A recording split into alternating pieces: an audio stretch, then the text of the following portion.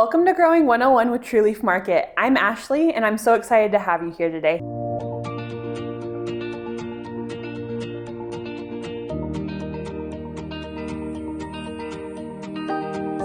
We're going to be talking about some helpful tips for your garden, and because we know that a lot of you are brand new to gardening, we're going to keep it simple and go through each and every step that you need to be successful.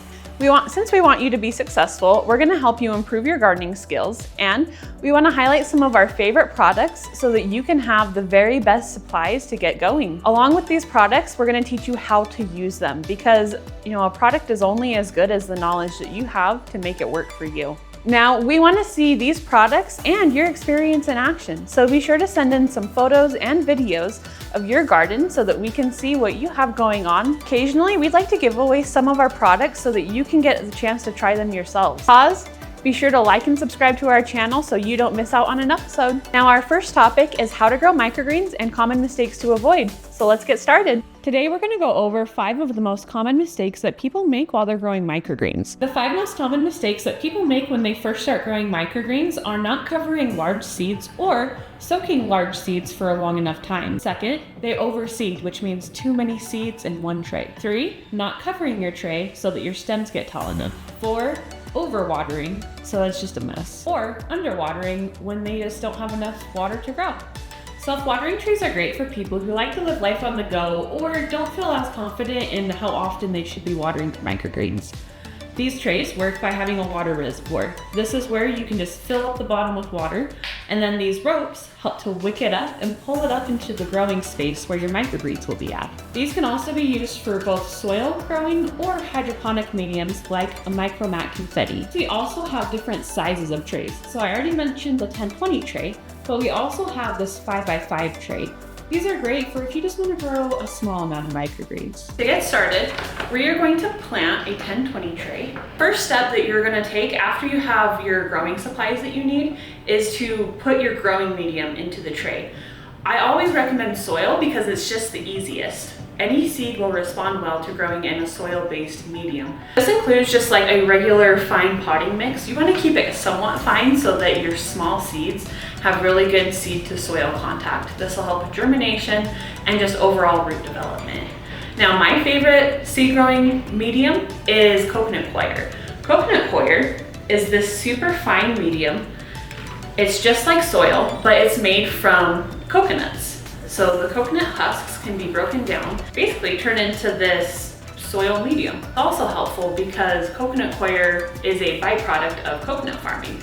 So it's a little bit more of a sustainable option. So we're gonna go ahead and just fill in our tray here. You wanna make sure you get it as even as you can. Now you can see that what I'm spreading right now is coconut coir that's been sitting in a bin for several days, which is totally okay. I like it to be hydrated enough so that you can spread it around and it's not super wet, but it's also not like bone dry where it's starting to turn back to that light brown color. Again, you want to get your soil surface as even as possible. All right, now you can see our tray is all prepared, and the next step is to add our seeds. So here today we're going to be growing some broccoli microgreens. Now broccoli is a somewhat small seed, so it doesn't really need to be soaked ahead of time. So we're just going to sprinkle it across the surface.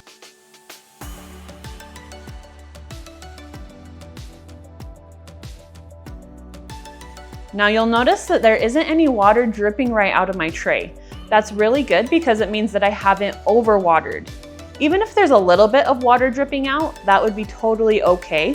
You just want to make sure that there's not a big puddle along the entire bottom.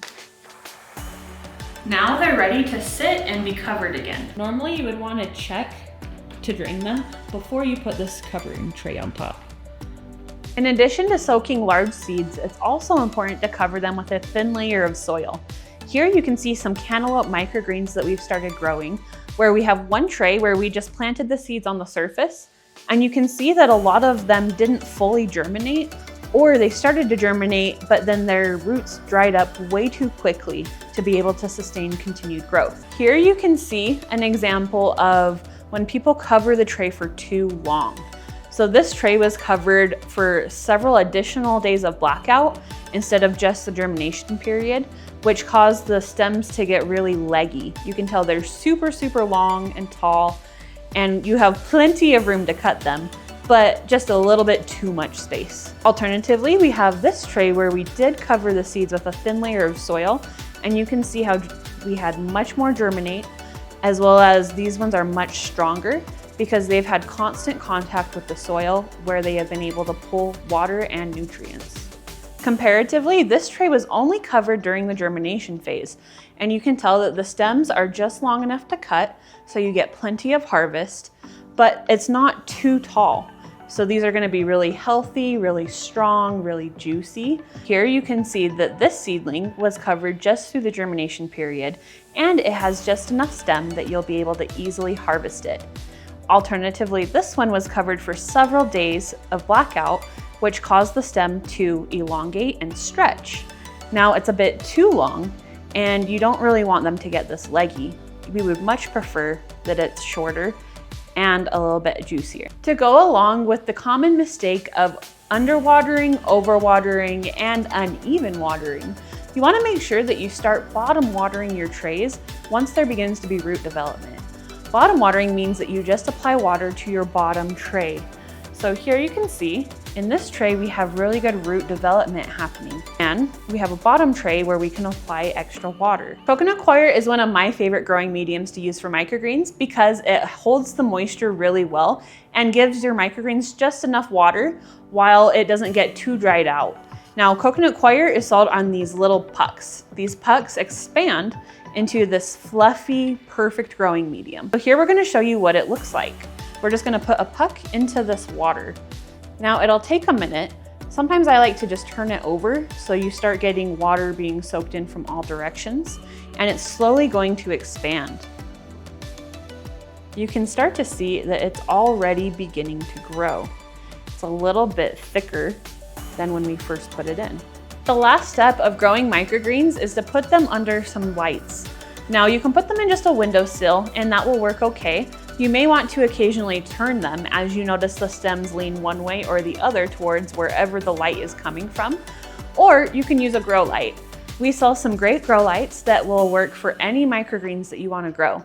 They're super easy to set up and are very affordable. The Boost Pro Max are one of our most popular selections, but if you want a bigger setup, we also have a huge selection from Active Grow. Be sure to like, comment, and subscribe to our YouTube channel so that you get the chance to participate in our giveaways that will be happening occasionally as you watch each and every episode.